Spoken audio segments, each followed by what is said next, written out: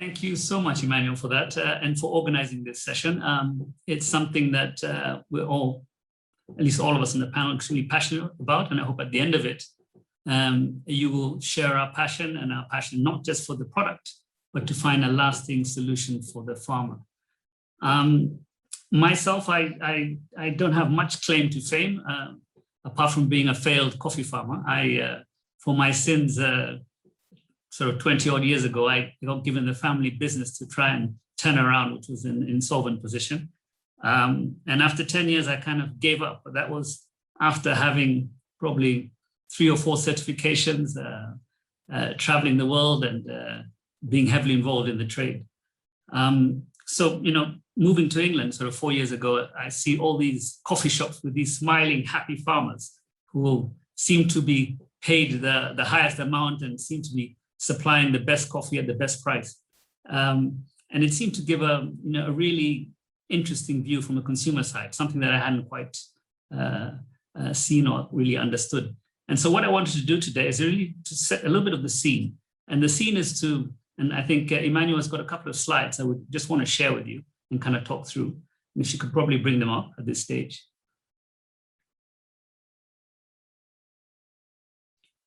Yes, this is the first one, coffee prices. So what have coffee prices been doing?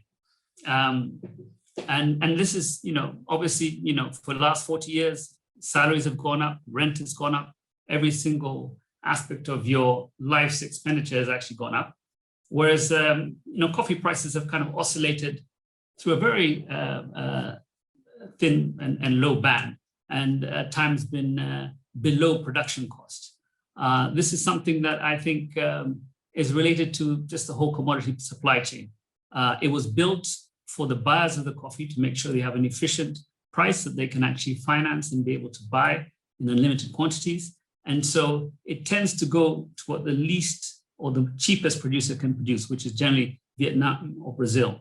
And they can produce, we understand, less than a dollar per 50 kg. So this just gives you a sense of what the pricing is and the fact that you're dealing with a commodity which doesn't change in price.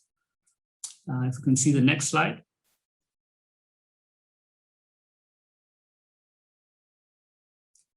On the economics of coffee, yes. Now, there's been lots of discussion about this slide and how true it is. It's just to try and get a sense of, you see all these coffees which say they're fair trade, they're sustainable, they're triple certified, and you'd think that 90% of the cup of the 2 or 3 or 4 pounds that you pay for coffee actually goes to the farmer.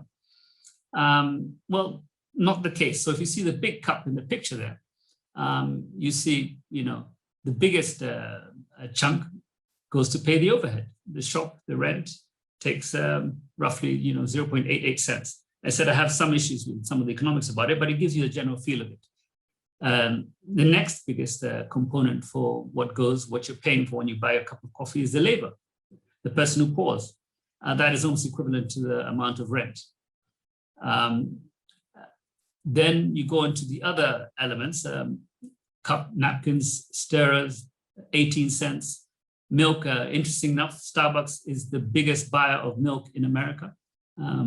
If someone didn't actually know that point. Tax, 0.38, government gets quite a huge amount. Profit, 0.25 to the retailer. So 0.63 plus 0.25 all goes to the retailer and the labor there.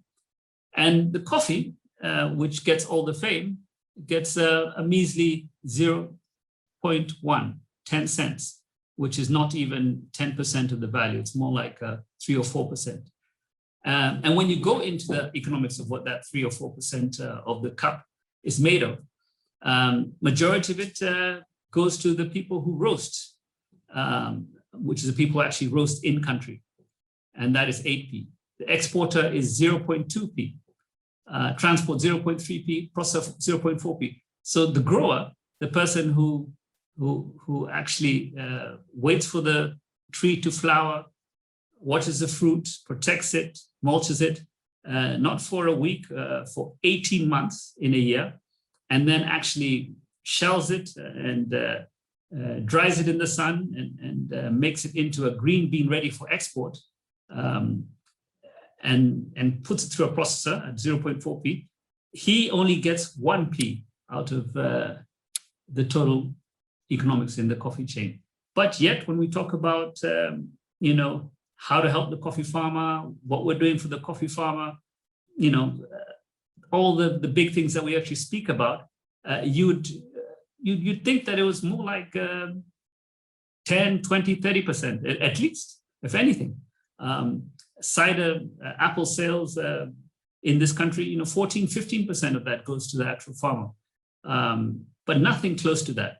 And this is part of the whole economics of the trade and the challenge. And it's a real global challenge, and it's something that we need to look honestly at and kind of get rid of the labels and actually speak about how we can actually recreate the trade to something more equitable.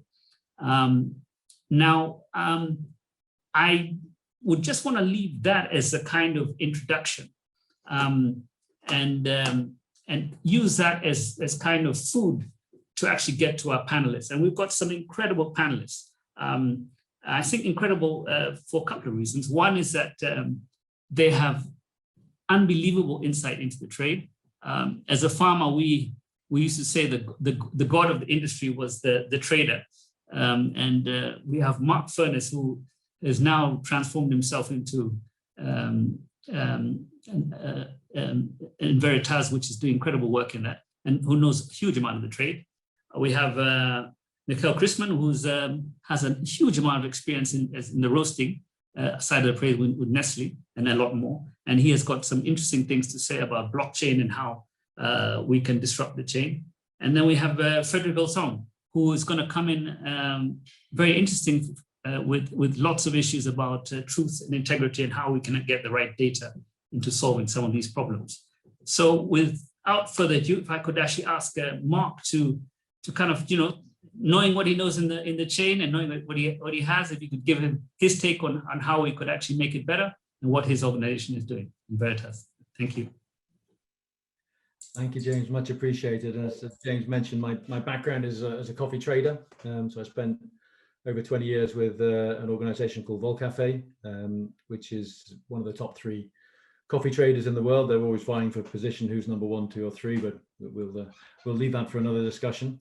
And that type of organization typically is operating in all the origin regions and sourcing coffee directly from farmers and delivering it to factory gates. So that's really the role of the international trade.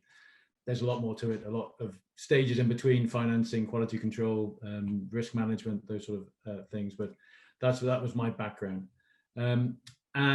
As James mentioned, I've moved away from the trade a couple of years, 3 years ago now, to the NGO sector, to the non-profit sector. So I'm very much a poacher turned a gamekeeper, and really looking at how we can really make roasters' promises, roasters' commitments to sustainable sourcing real and verifiable. And that's really what we've been doing at Enveritas. If I will just take the opportunity to share a couple of slides, and I promise not to make this a very long session of slides, but I think it would be useful just to be able to see a couple of visualizations. So really, what Enveritas is doing is verifying the coffee that is being delivered to roasters for, first of all, where the coffee has come from. So really answering that question, not guaranteeing traceability itself, but really verifying the traceability that is claimed, and is it the case, and how far back down the chain can you go? And bearing in mind there are 12.5 million coffee farmers. Actually, if you look that up on the internet, they'll tell you there's 25 million. But one of the first things we did was to identify just how many coffee farmers there were, and we had a research project into that lasted nearly a year, and really applying that sort of statistically driven logic to all of the coffee sector and all of the issues behind it is what Enveritas is all about. So we were able to determine that there are actually 12.4 million smallholders, about 100,000 large estates, and not the 25 million that you will find as the conventional wisdom throughout the coffee world. I think even the SCA magazine is called the 25 after the 25 million coffee farmers. it's one of those things that just enters the lexicon and is never challenged. We also then assess the conditions under which that coffee is being produced, and we assess it according to a set of sustainability standards, a credible set of sustainability standards, and we do that in a systematic, independent, and to a high level of statistical rigor. We've conducted about 300,000 in-person interviews around the coffee world since we were formed in 2017. That covers to a statistical degree of certainty about 7 million coffee farmers, about 70% of coffee production. And then we assess the roasters' response to what we find, and we assess that the remediation efforts they're making have positive impact. And that really is what we would describe as the Enveritas system. That is what data on 7 million coffee farmers looks like. Each of these verticals is a coffee community, and each of the horizontals is an issue. And I've just picked some out just for the purposes of assessment, and I've ranked them by poverty. So the middle section here is poverty. So on the far left, we have the poorest farmers, and on the far right, we have the wealthier farmers. And then each one is the performance on things like deforestation, child labor, banned pesticides, access to training, and so on. That has been something which has been the subject of much debate. What are the conditions under which coffee is grown? And it's been a question which has been impossible to answer until you do the work on the ground to assess those conditions. And that's really what we've been aiming to do. And I think the first thing to note is not a single one of these coffee communities is all green for all aspects. So no coffee community is perfect in the way it produces coffee. There's always opportunities for improvement, but there are some communities which have a much better score, but they're relatively small. If you look on the far right-hand side here, there's coffee communities which are largely green. That's almost all Brazil. Everything else in the coffee world is facing challenges, whether it's minimum wage violations or banned pesticide usage or deforestation or poverty. We are able to identify the proportion of farmers who are living in poverty, and that is the core mission of Enveritas, is to alleviate that poverty. And we have assessed about 2 out of 5 farmers globally live in poverty. That's a $3 poverty line, $3 per day. There are some issues that correlate with that. So, for instance, poorer farmers tend to have less access to clean water, have unproductive trees, don't get trained. And some issues are inversely correlated to that. So poorer farmers tend to not use banned pesticides, largely because they're not using pesticides, and they may not violate minimum wage locally because then they can't afford to hire farmers. So there's a few sort of things there which are counterintuitive and some things that you would expect to find. But we're also able to identify positive things. So, for instance, in fully traceable supply chains, that would define as a sort of traditional certification where you know exactly where your coffees come from. For instance, training there was 95% higher. What there wasn't much evidence of was that training was doing much good, and that's perhaps somewhere to work on. Specific things such as in Vietnam, where the banned pesticide legislation has really been tightened up recently, we're able to demonstrate that had worked. But 57% fewer farmers were using banned pesticides, in this case paraquat, from one crop to the next. So an amazing success story there. There were evidence of replanting, of regeneration of coffee farms in some countries. And things like access to finance, where you do get better access to finance, you're more likely to have children not engaged in child labor. So be able to put together that data and start to propose hypotheses of, what are the root causes of child labor? What are the root causes of poverty? And having that data at hand and being able to manipulate it to understand it more allows us to really advise people on what to do about poverty in the supply chain. This is what we knew about coffee, the conditions under which it was produced a decade ago. This is when I started out in sustainability. Everything was anecdotal. Everything was, what we think we know. This is what we know now, which is a lot more, and we can start to propose solutions. And this is really Enveritas's goal is to turn the table green and to implement some of those solutions. So I'll leave it there, and having promised to keep short, and obviously invite your questions, and looking forward to the discussion. Yeah, thank you, Mark. Actually, if I could just basically say that if people could actually start asking questions, the Q&A chat is open now. We'll keep a note, and we'll be able to answer as we speak. I do have a question for Mark, which we'll get to a bit later. One of the magical things that the trade does when I was a farmer is they told me they could buy my coffee, keep it for a year, and sell it back to me at cheaper than I sold it to them for. And I said, is that magic? And they said, no, it's just high finance. Well, so these are some of the things that we will get. Mark was the wolf turned to sheep, who will have to explain some of these deep, dark secrets to us. But with that, let's talk to Michael Chrisment, who has and tells a little bit about his organization and his approach to the coffee chain. Thank you, James. And I feel privileged just to pass after Mark, who's been talking about data, and data is at the core of what PharmaConnect does. So thank you very much for having me. I'm the CEO of PharmaConnect.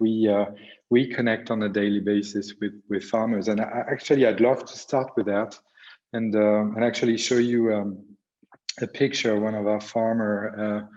I don't know if we can see. This is Bercy. Is a coffee farmer in the Gayo Highlands in Sumatra Highland in Indonesia, and while growing coffee, they're protecting the orangutan and their rainforest habitat. Across the world, every hour we see like areas of tropical rainforest the size of dozens of football pitches that are cleared to make way of palm oil plantation or other forms of intensive agriculture, and the destruction is really threatening the existence of both, for that case, orangutans and farmers alike. So while is growing coffee beans for orangutan coffee, which is a brand we work with, which is licensed and distributed in the UK by UCC Coffee. He works with coffee farming communities to protect orangutans. So now when you in the UK, for example, go to Waitrose or Cato and buy orangutan coffee, which is actually this back here, which you can go and all buy straight after this. How do you know that the coffee is sustainably grown and not damaging the rainforest? That's really the question then we're trying to solve at PharmaConnect. So what we do as PharmaConnect, we are a tech startup, and we started on that journey about 2 years back as a spin-off to one of the biggest. So I won't rank the traders as Mark has done, but we're a spin-off from Sukafina, and we use technologies like blockchain, self-sovereign identity, machine learning, and AI to bring transparency to this supply chain. It allows consumers to, and all the supply chain actors, so not only consumers, but really everyone, like from farm to consumer and everyone in between, to track exactly where the coffee beans have come from and traveled through. And it gives the farmers a sort of a digital identity tool to own, control, and monetize their own data. And that creates shared value for all of the actors across the supply chain and additional income in origin countries. What we do, as well as supporting smallholder farmers like we, our technology gives the supply chain confidence to some of the world's biggest coffee suppliers, such as Massimo Zanetti, for example, one of our clients, or retailers like Amazon or Hema or Waitrose, as I just talked about, to really trace and be transparent about what's happening on the supply chain. Our vision and purpose at PharmaConnect is to humanize consumption thanks to the technology we provide. So really put a face to behind those products and to create this kind of rapport towards the producers, making it easy for people also to do the right thing in real time, anytime, anywhere, in an instant. And that's the case for consumers, but that's the case also for all the players within the supply chain. We are a company for profit, but for profit for good. We believe that we need to give an incentive to all the players across the supply chain to make a difference, and not only a few. The last point I wanted to make is that whilst we're talking about coffee today, the same technologies and techniques can be also and can work for other commodities. And in fact, we're already working beyond coffee with the likes of IKEA, Foundation, Cloetta Chocolate, or the Rainforest Alliance to provide transparency for chocolate supply, for example, from Ivory Coast. So yeah, in a sort of a short way, I really wanted to start with the farmer and to explain, what's behind PharmaConnect and what the technology enables in terms of providing, as food industry expert and technology expert, delivering this end-to-end trusted traceability solutions that brings transparency to coffee and cocoa supply chain. We believe that technology can create, additional value to the market, and that value it will be and should be better shared across the players. That's really our aim. Oh, Michael, thank you. I think that's really been incredible. Digital identity and humanizing the consumption. Please keep the questions coming. I've seen there are 4 on the chat line, and we'll get to most, if not all of them, if we can. I'd like to pass on to Fredrik. One of the things which was most exciting about his background, apart from what he's going to tell you about the data disabled he's doing with his NGO, is that he was the first employee of Transparency International, and has got a real sort of searcher for truth sort of strain throughout his biography. So Fredrik, I would like to hear about the truths that you've discovered in the commodity supply chain now. Thank you so much, James. Indeed, there is an element, a red thread there, which is, yes, I get a bit twitchy when it comes to greenwashing, and when it comes to, indeed, statements that aren't quite with it. So, the beautiful infographic that you shared at the beginning, James, makes it so plain that the farmers could be paid 2 times more, 5 times more, even 10 times more, and the consumer wouldn't feel it. It would make absolutely no difference, right? So there is something fundamentally broken and completely unfair in the system as it is. But then let's probe that a little more, right? So I would suggest that there are 2 overriding issues, and I'm by no means the expert on coffee. Yeah, the 3 of you have much, much more expertise than I do. But I would suggest 2 things. One is that poverty issue, right? And now the fair trade movement was started for that very reason, right? To address that issue of the fairness of the payments to farmers. And after 40 years of the fair trade movement, what do we see? We see that on average, the earnings of fair trade farmers compared to non-fair trade farmers, there's a difference of about 11%. But it's 11% from such a low base. It's really not made a lot of difference. And a symptom of that is that the farmers are getting older and older, right? The average Colombian farmer is over 60, well over 60. And in East Africa, they're reaching 60 as well. In parts of the world where the population is not that old, right? So that's a symptom of something gone wrong. And then the other phenomenon is climate change. And so in the coffee supply chain, right, this most, consumed liquid, right, aside from water that there is that more than 90% of the environmental footprint is produced at the bottom of the supply chain. And it's especially vulnerable to climate change. And for those of us who are not experts, but Robusta turns out to be more robust, right? And Arabica, such a significant portion of Arabica growing areas are under threat. That means that farmers are going further and further uphill, up mountainsides, cutting down trees, and actually creating a worsening effect in microclimates. Now that means that for companies in the coffee business faced with aging farmers, and they're aging because there's no money to be made, as you said very plainly, James, right? Why would a young person go into coffee farming if there's no money to be made? And then you have the pressure of climate change.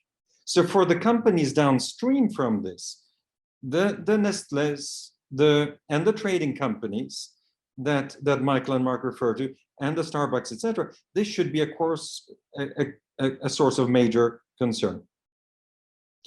Now, if you look at one very basic thing, so there was a question asked about certification schemes. If you look at the big certification schemes, and you just look at their websites, any one of the big ones, and you look, where is the sustainability data? How much sustainability data do they report on the human and on the environmental dimensions? There is none. They will report how many farmers they work with, how many certificates they give, how many countries they work in. There's no sustainability data in any of the big certification schemes. So they cannot tell you how it's really affecting people or the environment. Now, if we are concerned as consumers on these two dimensions, and there can be more dimensions, but if we're concerned about that, or as brands who should be worried about where is that coffee going to come from for the next decades to come, we need data. Now, here is where I want to challenge, perhaps with a slightly different take, is yes, there is value in top-down verification solutions, but I would suggest that the real step change happens when the producers are generating the data themselves. Traceability is only part of the answer. But if we don't have a step change in impact, traceability isn't much good. So it has to be the farmers themselves generating the absolute lion's share of impact data. You can't run a small business if you don't produce your own management accounts. If someone else comes around every 12 to 18 months and tells you how much money you made, you're not going to be running a business for very long. But that's what's happening in our field. In fact, it's worse than that. They don't even tell you what your sustainability data is, because they can't in most cases, right? And now, what the farmers need to be generating, it needs to be verifiable, but they need to be running the show. Once they are able to show this, making the case for them being paid 5 to 10 times more, yeah, if it can't be done on moral grounds, it certainly needs to be done on environmental grounds. And so what we do at TrueFootprint is we have a mobile application, but that's powered by people who advocate for themselves and their communities, the TrueFootprint Field app. And we're just using this now with farmers in East Africa. We're using it across health in 27 countries. So it's used for a variety of issues. But the results we're seeing from working with smallholder farmers are absolutely wonderful. They're using our app for their own issues, not the standards set by someone else. They're solving water irrigation issues, the quality of seeds given to them by a vegetable oil company, a whole range of things to do with silting, with technical inputs. They're solving these issues for themselves. And they're using our app to drive their own process of sustainability and climate resilience.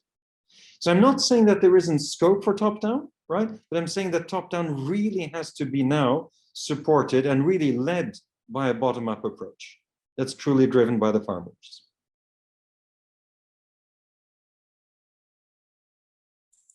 Thank you very much, Fredrik. That really resonated with me, especially issue of certification. I was the, I think, first or second certified farm on the continent and had a 30-40% premium the first year. I think sold crop 2 years in advance.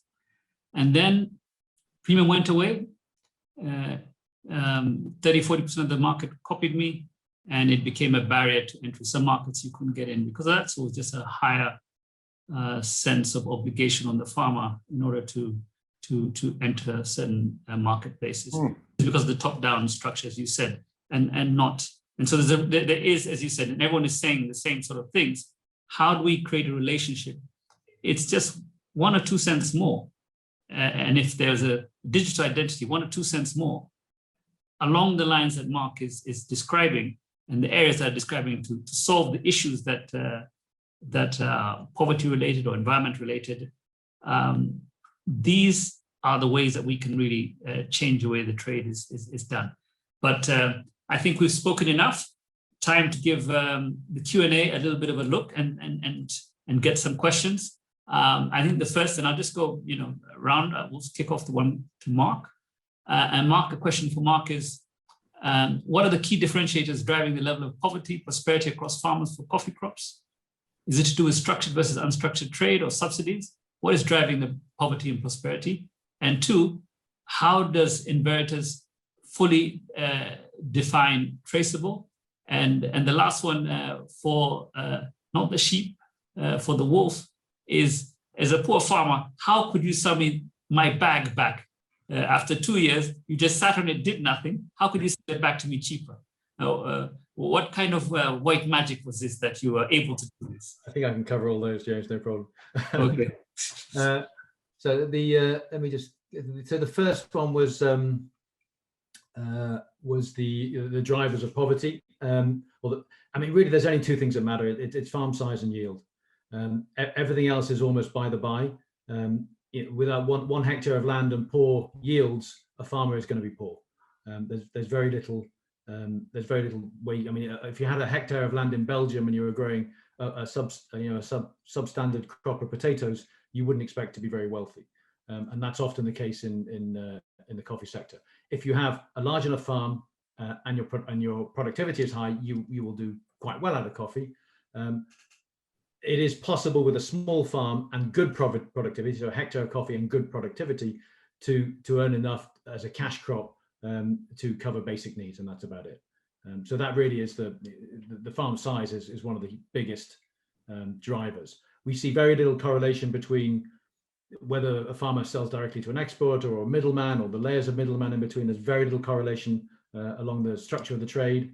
There's very little subsidy in coffee anyway, probably outside of Colombia and occasionally Brazil. So those really aren't big factors. It's farm size and productivity. On the second question, fully traceable, it's actually something we measure as well. So we would define coffee as either fully traceable, traceable or conventional.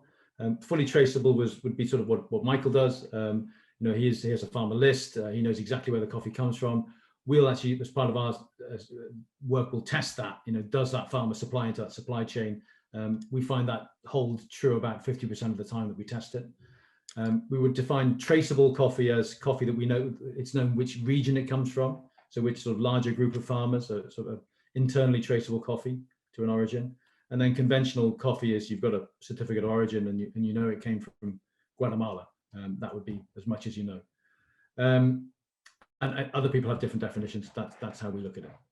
And how we pull this trick of selling it back to you cheaper, that's called a positive carry in the market. So if our cost of finance beats what the general market cost of finance is, if our cost of warehousing beats what the general market cost of warehouse is, we can buy your coffee, we can hold on to it, and we can sell it back to you cheaper if it doesn't deteriorate in quality, which your coffee, James, was such high quality, I doubt we would be able to pull that off. Well, thank you very, very much, Mark. A couple of quick questions for Michael in Pharma Connect. One comes from Vava. Vava is a coffee trader and retailer in Kenya, and she's asking a good friend of mine as well, how using local teams to collect data and help you humanize what you collect? Do producers really understand the value of data and imagery that you're offering to suppliers? And she's just asking to find out what impact on producer income and livelihood your tech tools have, and how you're measuring that impact. The second one, which I think, just to give you another one, is regarding your presentation, you mentioned that data will help create value for the farmers. It's kind of the same thing. However, what is the proportion of farmers that have access to digital information, including access to a simple internet device? amongst the users researched? I think those two just to kick off, Michael, if we could. Thank you, Bava, for the question. I really appreciate the question. It's a valid one, and also I must relate to what Fredrik has said in his conclusion, and talk about this bottom-up approach, which is very close to me, also from my background as a marketer, an evil marketer, in you know, kind of killing the years of advertising towards more consumer engagement and hearing the voice of the consumer. So I really much relate into that bottom-up approach. And this is very, very important, because actually, if for once technology can be used as a force for good, enabling farmers to leverage technology for creating value for themselves, this is where we win. The second point is also, I'm also always very much stressed when I hear there is a single point of truth. That's very much true also in the media. When you hear an information comes from one single source, always check and counter check whether you can find that same information coming from someone else. So if we are able to make the data coming from the farmer, if we have the ownership of the data staying with farmers, this is where we will kill the risk of neo-colonialism through data in origin country. We have to empower farmers to own their own data and monetize it. We can do that, and that will create value. The other important point, back to them owning the data and entering the data and having counter-validated by someone else, is the freshness of the data. Today, people have done amazing job on the ground, but the data comes way often from audits that are done, you know, once a year or every 6 months, and having fresh data, having velocity, having quick access to data can empower not only the farmers, but also industry players to leverage the power of data in an instant. So all of that is enabled by technology. This is really a paradigm shift. It's a new deal. It's a way to, you know, to put balance towards and more power towards the origin country, and this will create additional value. So if the market today of coffee is about $200 billion, then hopefully that will create additional value, because people and farmers will start to sell coffee plus data and not only the raw material, and that will create an additional layer. If that creates 10% additional value, then the hopes is that that additional value will be better shared. So I think it's a very, very important point. And I think there was another point, if I can, James, and you just, you know, you cut me if I'm talking too much, but is the trading system. So how do we improve the, you know, the trading system, that really transfer wealth, you know, from countries to the rich, let's say, from let's say the poor to the rich. This is awful to say, but for too long, you know, we really focus on the small piece of the puzzle, and the business priorities have been really driven by profit and growth, and this is really true for, you know, almost every single business on the planet.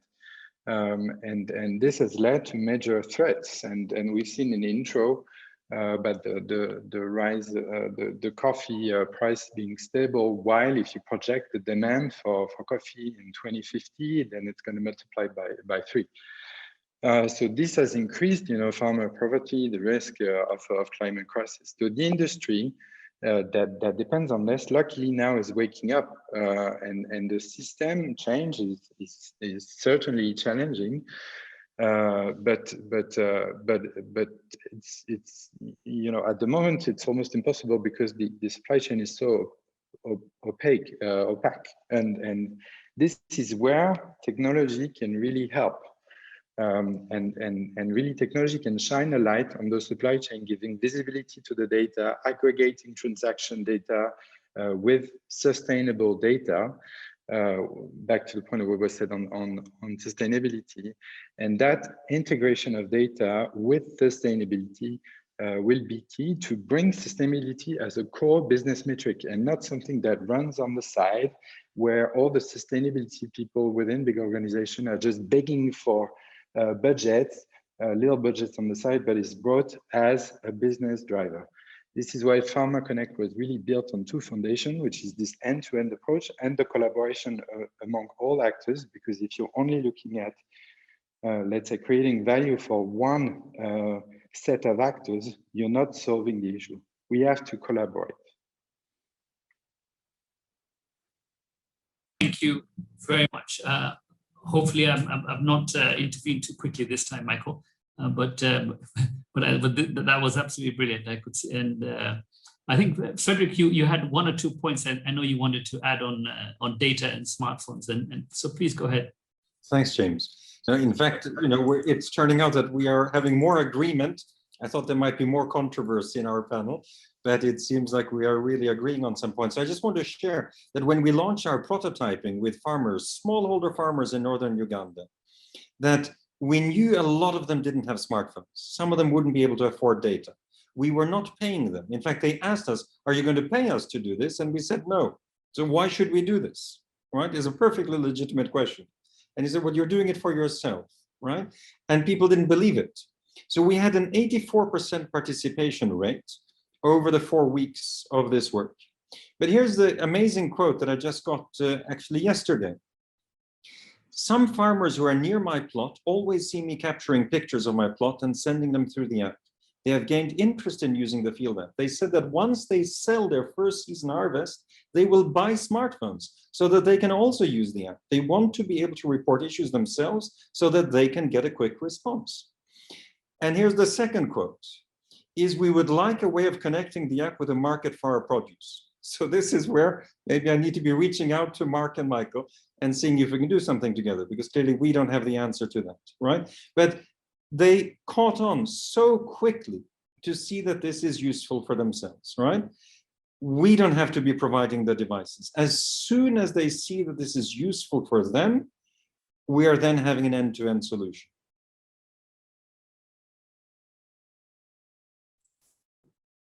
Thank you, Fredrik. And apologies, I'm enjoying not a coffee, but a wine, because I'm up to very late if I have coffee. But I wanted just to address a little bit the elephant in the room. One thing is that we're all NGOs and for-profit, which are taking revolutionary approaches to the chain. And we're not supposedly speaking, we're not representing the trade and industry and the establishment. So it's quite easy to be the person with the stones, the people up on the hill. And so I think we probably need a larger group, which has a few more establishment people in place for us to really kind of test our mettle. But given that they're not here, I think we should carry on going into a little bit in detail about it. And I want some of you to just go around the room and talk about your experiences with fair trade. There was a question about, and this is a question addressed by Ricardo Santos, thank you very much, where you mentioned that fair trade farmers have better access to better conditions and training. What is your experience with fair trade and UTZ and Rainforest Alliance and the whole range of certification options? And I'll go around. What value do they add? Are they the solution? And if not, why not? And no holds barred. I'd appreciate Mark, Michael, and Fredrik for you to give us, as we drink our fair trade, rainforest, sustainable coffee, am I changing the world? Let's start with Mark. No. Look, I think certification has its place. It was the response of the coffee industry to the price crisis of the early noughties, so 2002, 2003, was to increase certification. Now, certification has been successful with small groups of organized farmers. The problem that we found, and really one of the genesis of why Enveritas was set up, was that it has been stretched to try and cover as a sticking plaster all the issues that face the coffee supply chain. So you end up with a whole bunch of perverse incentives, shoddy statistics, and oftentimes a completely opposite effect from what you anticipate. When we do our interviews, ours is not a pass-fail system, by the way, so it's not certification. when we do our interviews, one of the questions we ask is around affiliation. So are you a fair trade farmer, a rainforest farmer, a 4C farmer, a cafe practice farmer? So we end up with a subset of our data, a subset of those 300,000 interviews, which is certified farmers. So we're able to then analyze that. Is there a significant difference in price, in child labor incidents, in risk of banned pesticide use, or any of the other things? And the one thing we find is that those groups tend to get more training, but there's very little difference in anything else. And it's an incredibly expensive thing. The cost that's introduced into the coffee supply chain is around about $250 million a year for certification. And there's no evidence that we can find that a single dollar of that is benefiting the farmer. So we would question whether that is the right solution for the mass market, for the conventional approach to coffee, for Nestle and JDE and Chibo and Smuckers and then the big companies. You know, it is a very narrow hammer to try and crack an incredibly large nut. I think it has been perceived as a solution, and in some limited use cases it can help, but in order to solve the problems of sustainability in the coffee sector, I think it is overambitious. Thank you, Mark. And I'll just go around with a slightly different one. And Mark, that comes after me and Mark spent a couple of years on the board of the largest certification. No. I will never get back. That will never get back. But on to Michael, just wanted to speak about same issue about whether fair trade and the certification bodies, but also whether traceability. This is a real question that came up from Heidi as well. Would you say traceability results in social equity? And if not, what are the levels for accountability to achieve equity?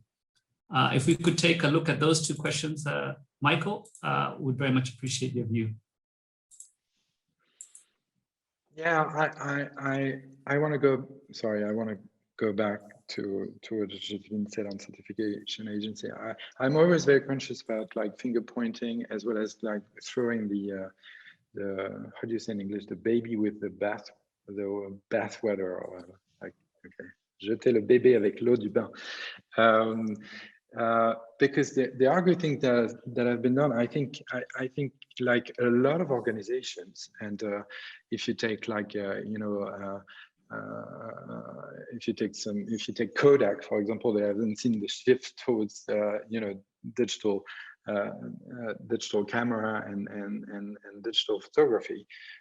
It's true that some of the certification agency probably have failed to move as fast into what technology can provide to them. But if they move also in that direction, there are still as us as a technology provider an opportunity to leverage all of what's been done and all of those people who have boots on the ground to make a difference in a more modern way, so that we move from being kind of top down and analog to something that is more bottom up and leveraging technology in a more of a respectful ownership of where it comes from and better shared value. So I think it's very important to say that, because there are good people and there are a lot of experience that have been done also in certification agencies. So I differ a little bit from what has just been said.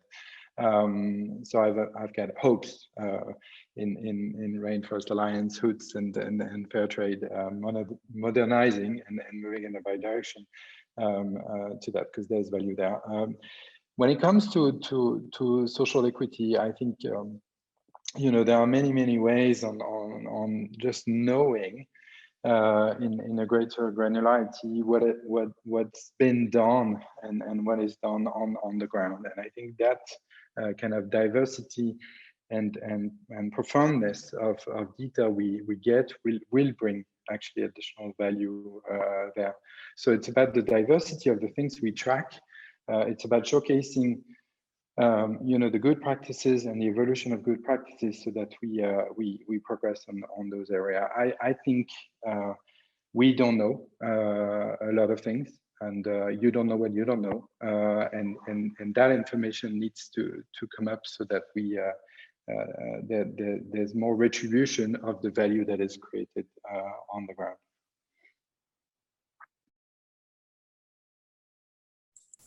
Thank you, Fredrik. Anything to add? Yeah, James, I will be less diplomatic. I will say, yeah, there were many good intentions. I'm not questioning the intentions at all. I think the intentions were very good, but it's yesterday's solution. It is, as I said, just look at the websites. You will often see a tab called Impact Report or Our Impact. But look at it in terms of sustainability impacts, not in terms of the number of farmers. That's an operational output. The number of hectares, number of certificates, number of countries, number of products. That's fine. They don't exist in order to work with 10,000 more farmers this year than last year. That's not the purpose of fair trade. The purpose of fair trade is to reduce child labor, increase living conditions, reduce exploitative labor, etc., etc. If you compare fair trade cocoa with non-fair trade cocoa, the difference in the incidence of child labor, according to various studies, is absolutely negligible. So again, the intentions were good, but it's yesterday's model. It's a top-down audit model that is, and it happens rarely, right? So there's not a continuous stream of data. And fundamentally, it's not empowering people to be the agents of their own change, right? Someone else is coming and checking in on you. And so it is unfortunately a flawed model. So it means that transition that you described, Michael, from Kodak to whatever is a very dramatic one, to Instagram and so forth. They have to leapfrog quite far. They have to fundamentally change their model. If you look at MSC, FSC, BCI, etc., look at how much sustainability data they produce. You won't find a lot. And yet that's the challenge we are living under. So I saw a question from, if I understood, the CEO of Gale's Bakery in London, which is a wonderful chain. And you asked a beautiful question about the connection to producers. And here you have an opportunity as a small, medium-sized business to connect directly with producers. I think it's an absolutely wonderful idea. So another brand in the UK, Hotel Chocolat, which makes lovely products, right, owns their own cocoa production, right? They own their own facility in the Caribbean. You don't have to go as far as to owning your own coffee farm, right? If you have a trusted supplier or 5 suppliers that you work with, this is the most wonderful relationship. Then you can be sure under what conditions that is done. That is the farm to fork model of certain restaurants. And why not have this for coffee as well? Is that a scalable model? Why not, actually? Totally scalable and to be done and replicated in many ways. So I think it's an absolutely marvelous question that you're asking there. And these are among the disruptions that of course have to happen, right? We have to go well beyond yesterday's model to something where we know that sustainability, and that's multidimensional sustainability. It's poverty, it's education, it's infrastructure, it's health, and of course the environment, right? We have to know that these things are moving in the right direction. Otherwise, there's no real resilience. And we're not going to be drinking coffee. Our children, grandchildren won't have the lovely coffees we have enjoyed. Thank you, Fredrik, and also picking up for Gail's question, which I think was also an absolutely amazing issue. I mean, I think as soon as you humanize, as soon as the baristas meet the farmers, as soon as they actually have a name for who they buy from, and as soon as they have an idea of how to describe the problems that they face month to month, year to year, and as soon as they have a way to then communicate that to the customer, because from the customer perspective, we have to say the problem is, and I think I want to go around the room and get it. The problem is that the customer is trying to do their best, but as a percentage of what they're trying to do, they think they're doing their best, but it's less than 1% impact actually gets to the farmer. So they're happy to do much more. So how can we actually clarify that relationship and give greater strength between the client relationship to that of the farmer producing? And the first step, and if you can do it, as you said, is actually just getting the human relationship and having products that actually relate to that. The glass of wine I'm having has got a project which for every bottle that you buy, they give 5 or 10% to the workers who actually work on the farm to improve their housing over above their the standard farm wage that they get, and improve the schooling and education. And if you choose that wine, then you know you're actually doing that. And these are the kind of things that you're able to do to actually beat the commodity pricing of the chain. But so that kind of lays a base, I think. And Gail, you kind of jumped and kind of brought us to the issue. And I want to go around as well and ask the question to Mark and Michael, and then maybe back to Fredrik. So what are the actual practical solutions? Someone asked, what coffee should I buy? So what do I do tomorrow? Now that you've given us all these big problems and you've given us this big data, big tech, we've got all these ideas of how the maps of all these issues around the world. What do I do for my daily fix tomorrow? What can I do practically to change the world with a cup? I'm buying 2 cups of coffee tomorrow. What are you going to do? What can I do? Mark?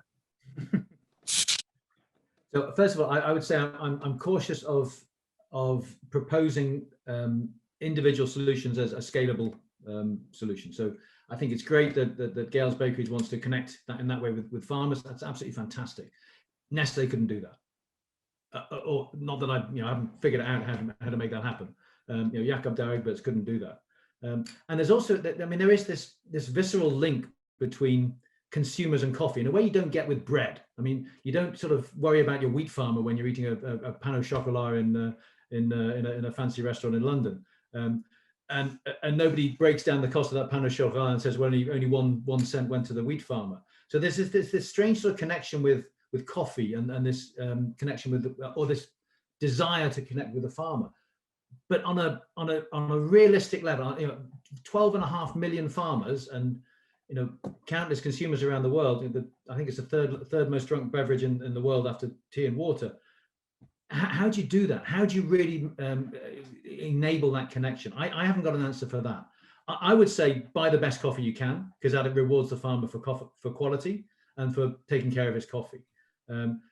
Beyond that, as a consumer, everything else is pretty much tokenistic. And I realize that's slightly, and I'm sure Michael's, he's getting ready to come back with his solution here. And I'll be glad to hear it if you can, Michael. Yeah, thank you. That was a wolf or the sheep, but we'll hand over to Michael. Yeah, I think you need to go for the brands that are creating that human connection. And at PharmaConnect, we have a website that is called thankmyfarmer.com.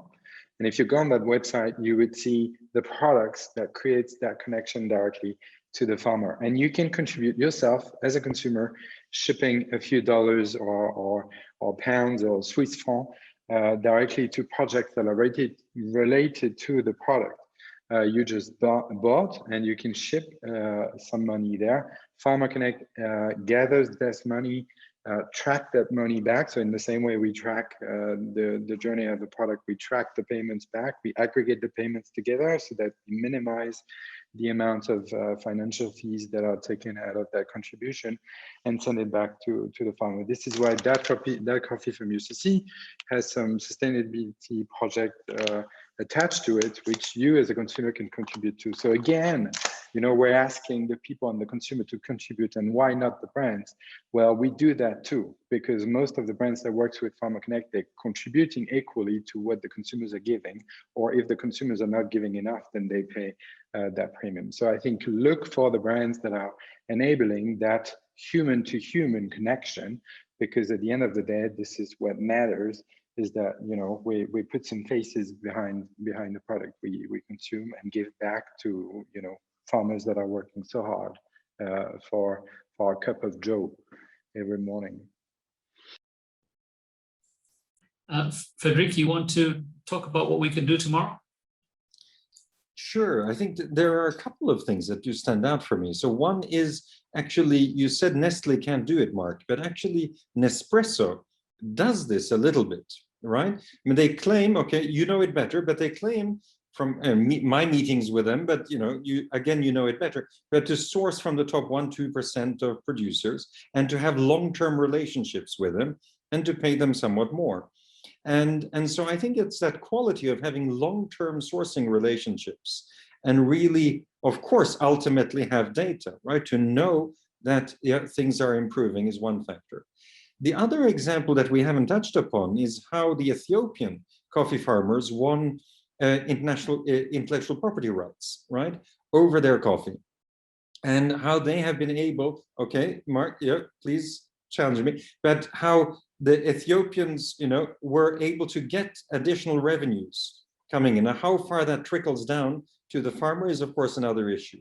And therefore, again, I would, suggest, we have to build a different model, right, where it really is about the impacts on the ground. If we're concerned about coffee longer term, it has to be multidimensional. And so I do think that for smaller businesses, by all means, there are these opportunities. And if companies like PharmaConnect can be the brokers for that, that can be a fantastic way of disrupting the market. But ultimately, the bigger players have to be concerned about that sustainability. And it seems to me they're waking up very, very late.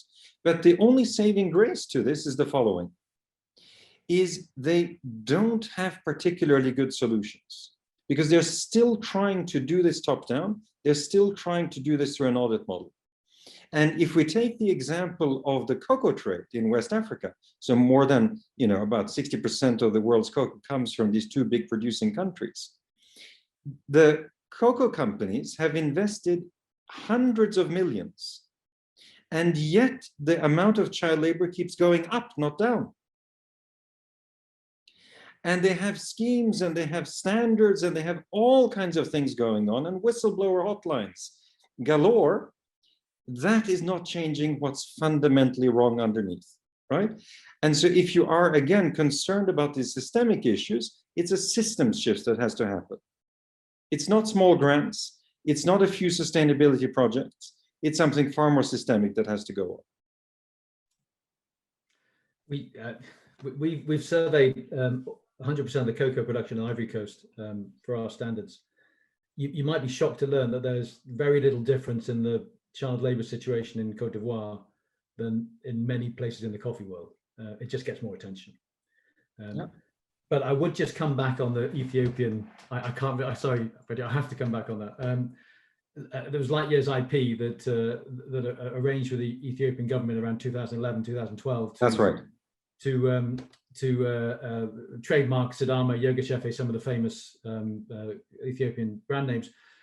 The way they did that was to get European companies to sign a no-cost licensing agreement, which they had a roadshow, and they achieved that aim. There was never any cost associated with that. The claim they made to have increased revenue from 2011 to 2012 for the Ethiopian coffee sector didn't take into account the fact that the coffee price had risen globally between 2011 and 2012. This is the sort of type of data, or non-challenge data, that I think we need to try and root out, because it diverts resources from addressing problems that really exist and solutions that are actually working. I worry that, and I know that Light Years IP then approached the Kenyan government the following year with the similar proposal. Now, it costs to do this. It costs for the roadshow around Europe. It costs a reputational damage. There was a lot of distress in the coffee industry at the time that this was going to cause an inability to sell certain coffee brands, and it didn't actually have any benefit whatsoever. Now, perhaps they didn't do it right. Perhaps it could have been done better. But I think to just sort of take it at face value that Light Years IP somehow solved some sort of problem in the Ethiopian coffee industry, the data doesn't bear that out. Thank you, Mark. Your technical knowledge is really quite exceptional on this. I think the few on the panel will be able to match some of the issues that you're able to give clarity to. But part of it is that you're steeped in the system that has existed for a long period of time. And I just find it insufficient to say that go out and get the best quality that you can get from a commodity that is priced and is supplied to benefit the consumer. And I have to fall on the idea that Fredrik basically said here, that there kind of needs to be a little bit of a system change or system thinking change. There's got to be some way of valuing some of the aspects of what they're doing. You're not going to get the African producer to be able to compete on a cost basis to Vietnam or Brazil or the technology of Brazil. We're just not going to be able to do that. There is value in the ecosystem. There is value in the environment. there is value in those families and those livelihoods producing particularly high altitude coffee, which is not actually shown by the commercial market that is in place. And so I'm not debating. I would just ask you to open your heart and to look at what are ways we could use, change and shift the system into something else and adding a little bit more value. I'd happily debate you that the quality is actually a route to better prosperity for farmers. And if you look at differentials over the past 5 years, you'll see a huge divergence of quality coffees from conventional coffees. And that, to me, is a route to prosperity, and productivity being the other one. Okay. Thank you very much. No, thank you very much. And I'd like to, there are a couple more questions that came out with regard to B corporations and with regard to tech and how it adds value from Mansoor and from Vava. They're basically trying to get a sense of how your tech can add value to the farmers and how these can be the solution. So Michael, you can unbundle a little bit about how your tech could actually solve some of these problems and add more value to the farmer. And Vava asking is some of the labels like B Corp, where you basically have corporations which are limited to reinvest a certain amount into employees, workers, whether that can actually change the way the chain works. Just the opinion from Fredrik and Michael, and probably some other comments from Mark as well. Yeah, I think, as I said, we don't know what we don't know. So what PharmaConnect does with its product at the origin, which I think is similar to what Fredrik has explained, with their product, which we have, which is called Farmer ID, which is a sort of a digital wallet that leverages SSI, so self-sovereign identity, to gather information at the source. We're really gathering, valuable data at the source, and it can come from the farmer. It's counter verified by others, so it's really digital credentials which you can trust and which are really coming from the source. So I think this is where we create value, and it's no longer coffee, but it's coffee plus data. To the point of B Corp, I think B Corp is a very interesting concept. If it doesn't fall into the certification gap, which some of you described before, which if it stops at the badge value, so look at me, I've got like a Lacoste, a little crocodile, and I look cool. That's, if it stops at that, then B Corp will fail. But I think B Corp has gone further, and that's why Pharma Connect is engaging also towards becoming a B Corp certified company.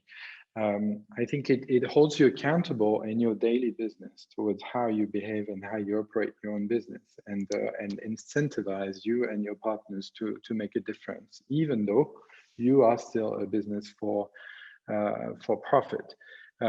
So I think it's very interesting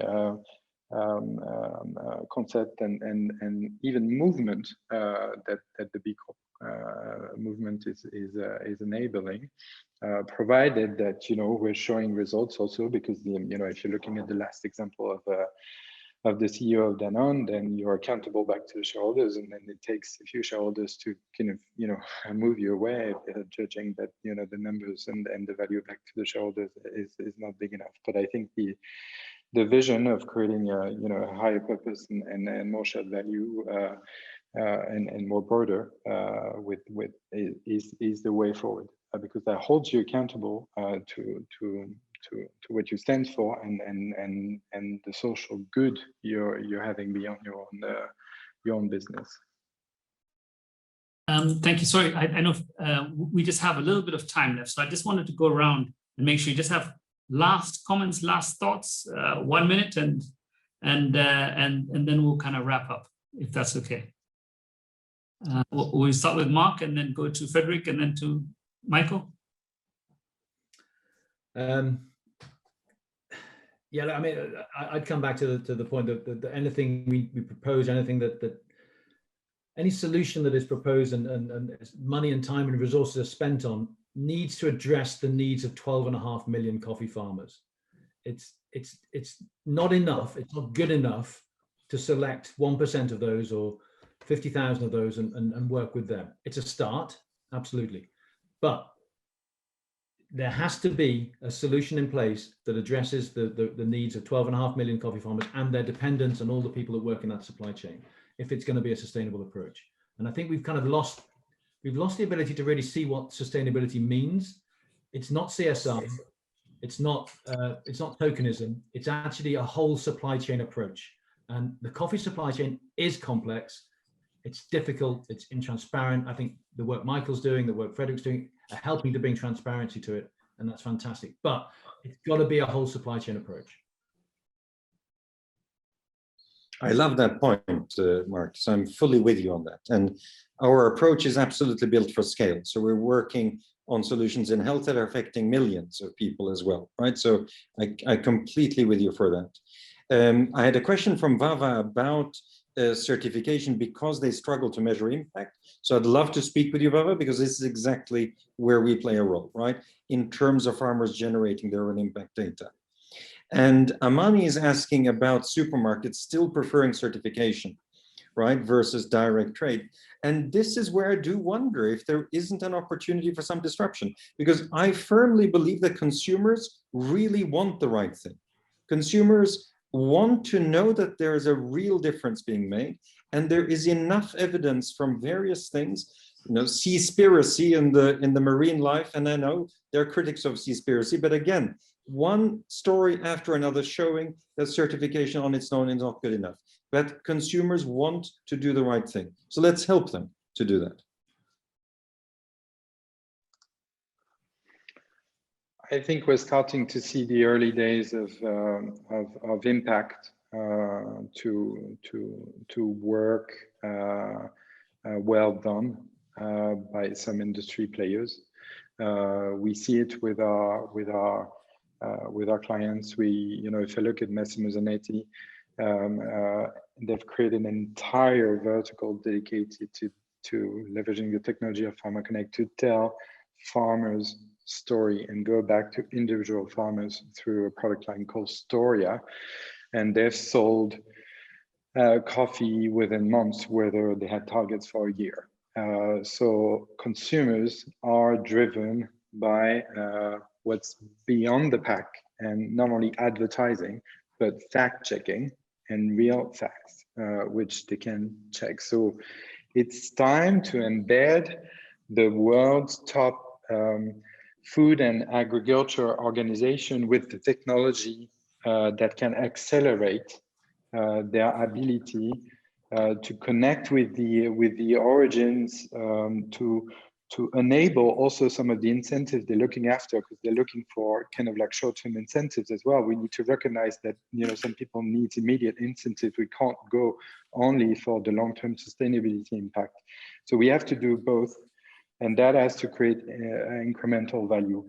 And we have to do this together, otherwise nothing will change. So there's an African proverb that everyone knows, and saying, like, if you want to go fast, go alone, and if you want to go far, go together. So let's go together, and don't do any sort of competition, but co-petition. It's like do things together, and then we'll get things changed. Thank you very much. I'll try, and it's been an incredible meeting and thoughts. And I will share the poll results, but just wanted to say a little bit of summary of what you just said. It's 12.5 million farmers. We have to serve the entire supply chain. The consumer wants to do the right thing. We can simplify it with tech, but we all have to move together. I think the panel has exceeded my expectations in terms of thinking and what we want to do. And I really thank Mark, Fredrik, and Michael for their participation. But before we close, I just want to talk about the sharing of the poll results. We had how many cups of coffee do you drink per day? 1 cup, 26%. 2 to 3 cups is 52%. More than 3 cups, 15%. Occasionally 7%. Do you always try to buy a fair trade or certified coffee? Always 33%, sometimes 48%, never 19%. I hope we haven't changed those numbers too dramatically with our thoughts and insight.